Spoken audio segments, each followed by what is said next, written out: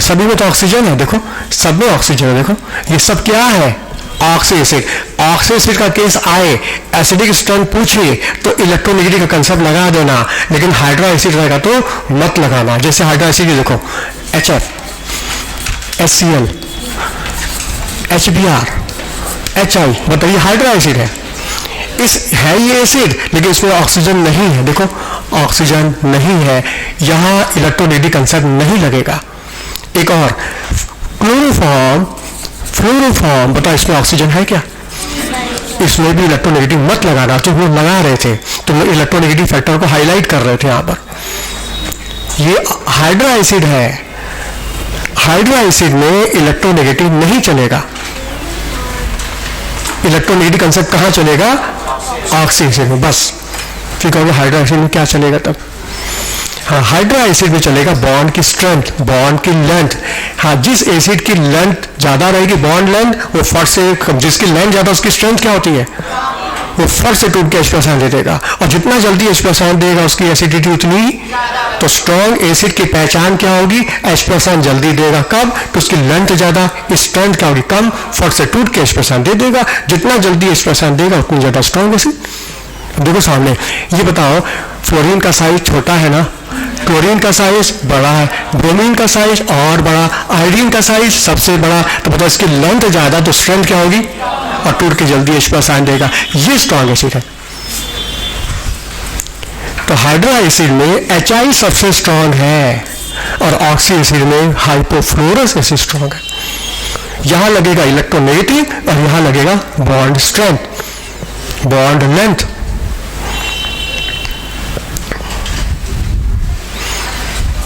फिर कहोगे अभी थोड़ी देर पहले हाइड्रा एसिड में आप तो कंजुगेट वाला कंसेप्ट सुनाए थे, और कहते उसको हर जगह लगा दो, तो फिर वही कंसेप्ट इसमें भी लगाइए ना। जब आप यहां लगाए हैं तो यहां भी लगाइए। जब आप लगा दो आंसर फिर भी वही आएगा। चलो क्या बोले से कंसेप्ट कि जो एसिड स्ट्रॉन्गर होगा उसका कंजुगेट बेस, तो पहले कंजुगेट बनाओ। हाँ बताओ इसका कंजुगेट क्या होगा? इसका कंजुगेट, इसका कंजुगेट, इसका कंजुगेट I-। हाँ, कंजुगेट बेस की स्टेबिलिटी कैसे खोजी जाती है? कंजुगेट बेस की स्टेबिलिटी कैसे खोजी जाती है? चार्ज डेंसिटी कम होनी चाहिए, और चार्ज डेंसिटी कब कम होगी? जब साइज बड़ा होगा।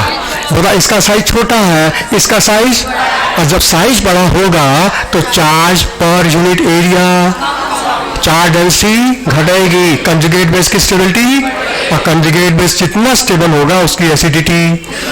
बात तो वही है।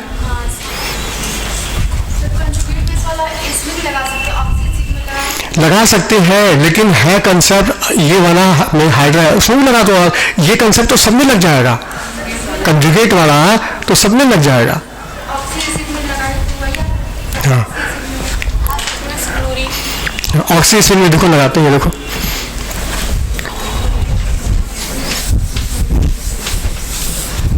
वो देखो, देखो जैसे HClO, HClO2, HClO3,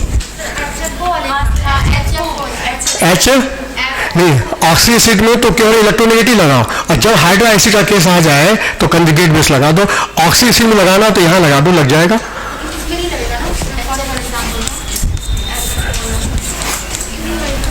हाँ ये देखो, ये तुम्हारा HFO और HOC, यही है। बोलो, हाँ बोलो। हाँ, इसमें इलेक्ट्रोनेगेटिव लगेगा, ये नहीं।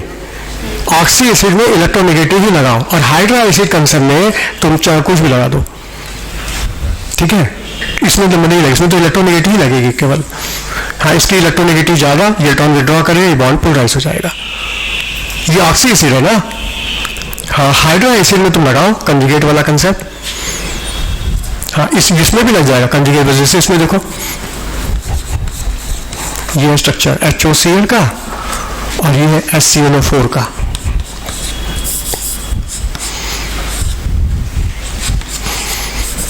हाँ देखो सामने, जैसे इसमें हमने H+I निकाला, कंजुगेट बेस बनाया, इसमें H+I निकाला, कंजुगेट बेस बनाया। अब बताइए नेगेटिव चार्ज कंजुगेशन में आ जाएगा, डिस्पर्स। क्या ये कंजुगेशन में आएगा? क्यों? पी पाई डी पाई है, पी पाई डी पाई है, जबकि यहाँ पी पाई डी पाई भी है, कंजुगेशन भी है, देखो ना। तो मतलब ये चार्ज ज्यादा डिस्पर्स होगा, ये चार्ज डिस्पर्स, इसमें चार्ज डेंसिटी घटेगी, कंजुगेट बेस की स्टेबिलिटी, और कंजुगेट बेस जितना स्टेबल होगा उसकी एसिडिटी उतनी ज्यादा। ठीक है, तो ऐसा करो ऑक्सी एसिड में इलेक्ट्रोनेगेटिव लगा दो, और जहां हाइड्रो एसिड आ जाए कंजुगेट बेस लगा दो। चलो हो गया। अच्छा, और देखो, जिसकी इलेक्ट्रोनेगेटिव ज्यादा होगी उसकी एसिडिटी ज्यादा तो होगी, उसका नेचर क्या होगा? वो ऑक्सीडाइजिंग एजेंट होगा, उसी जगह काम करेगा। बोलो क्यों? हाँ, जिसकी इलेक्ट्रोनेगेटिव ज्यादा होती है इलेक्ट्रॉन एक्सेप्ट करता है, और जो एक्सेप्ट करता है उसका होता है ऑक्सीडेशन की रिडक्शन। जो इलेक्ट्रॉन एक्सेप्ट करेगा तो उसका ऑक्सीडेशन होगा कि रिडक्शन, और जिसका रिडक्शन उसका नेचर। नोट करो, greater the electronegativity greater will be oxidising power. Greater the electronegativity, greater will be oxidizing power.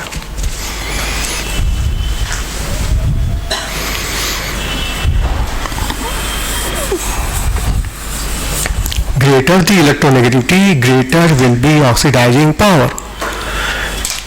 तो जिसकी इलेक्ट्रोनेगेटिव ज्यादा होगी उसकी ऑक्सीडाइजिंग पावर भी ज्यादा होगी।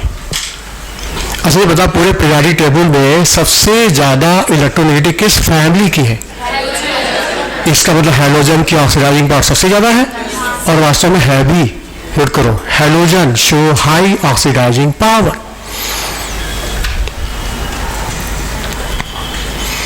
Halogen having high oxidising power.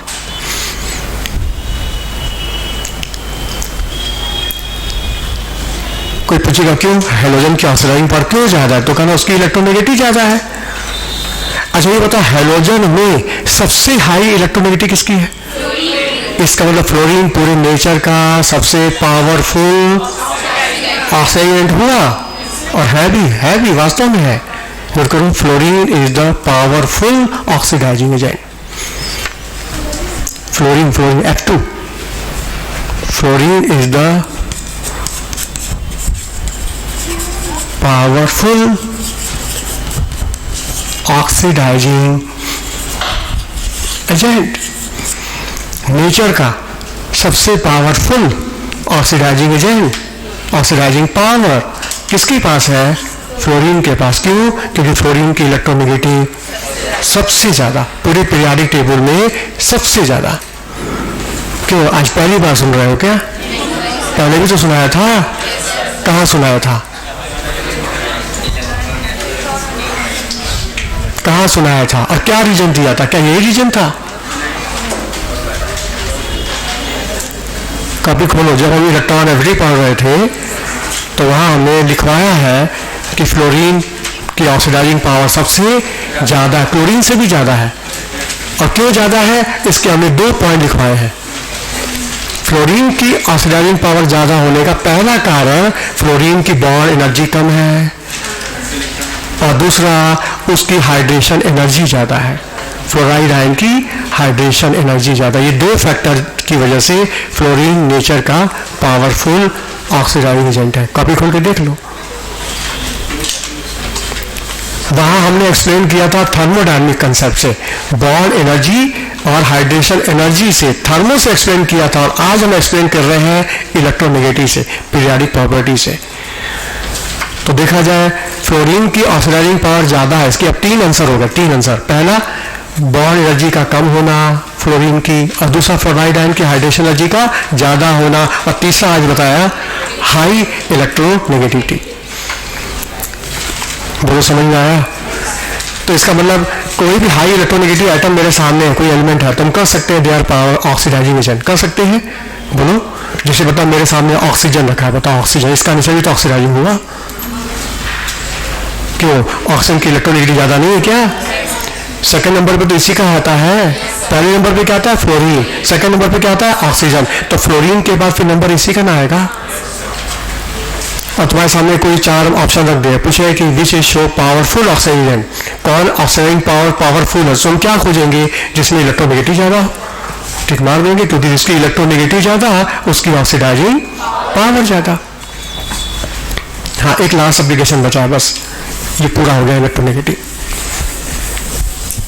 हाँ देखो देखो, मेटल के जो हाइड्रोक्साइड होते हैं इनको पानी में डाल दिया जाए तो ओवर चार्ज दे देते हैं, ये मतलब you have as a base.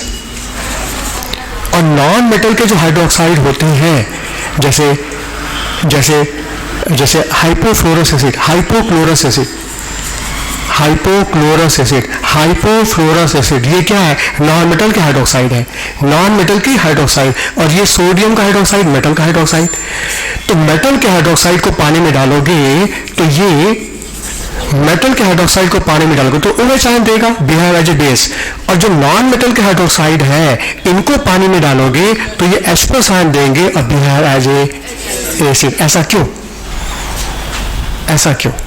Metal के हाइड्रोक्साइड OH आयन क्यों देते हैं, बेस का काम क्यों करते हैं, और नॉन मेटल के हाइड्रोक्साइड पानी में डालने पर H+ आयन क्यों देते हैं, बिहेव एज ए एसिड क्यों? जवाब ये है कि पोलर सॉल्वेंट में पोलर बॉन्ड पहले पोलराइज हो जाता है। जिस बॉन्ड में पोलरिटी ज्यादा होगी वो बॉन्ड पहले पोलराइज होगा। अब देखो ध्यान से, हमने तुम लोगों को इलेक्ट्रोनेगेटिव वैल्यू नोट कराई है। क्लोरीन की इलेक्ट्रोनेगेटिव है 3.0 और ऑक्सीजन की इलेक्ट्रोनेगेटिव है 3.5 और हाइड्रोजन की इलेक्ट्रोनेगेटिव है 2.1। बताओ इसमें डिफरेंस कितने का है? यहाँ डिफरेंस है 0.5 का। अच्छा यहाँ डिफरेंस बताइए, डिफरेंस ज्यादा है। तो पोलर सॉल्वेंट में जिसमें पोलरिटी ज्यादा होगी, जिसमें डिफरेंस ज्यादा होगा वो पोलराइज हो जाएगा। और जब ये बॉन्ड पोलराइज होगा तो बताइए टूट के किधर जाएगा, ये बॉन्ड टूट के H की तरफ जाएगा कि O की तरफ जाएगा?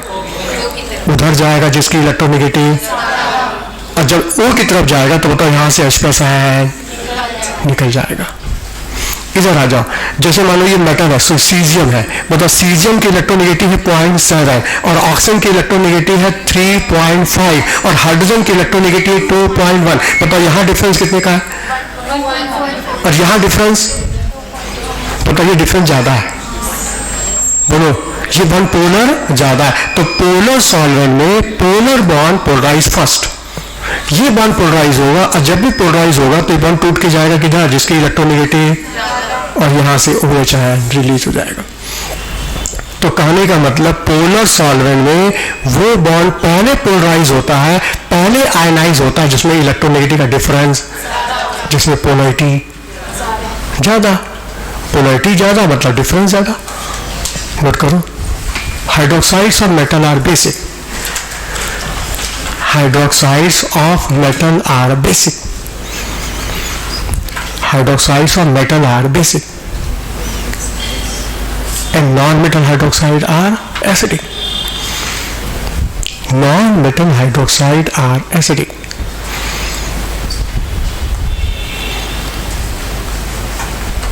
Because in polar solvent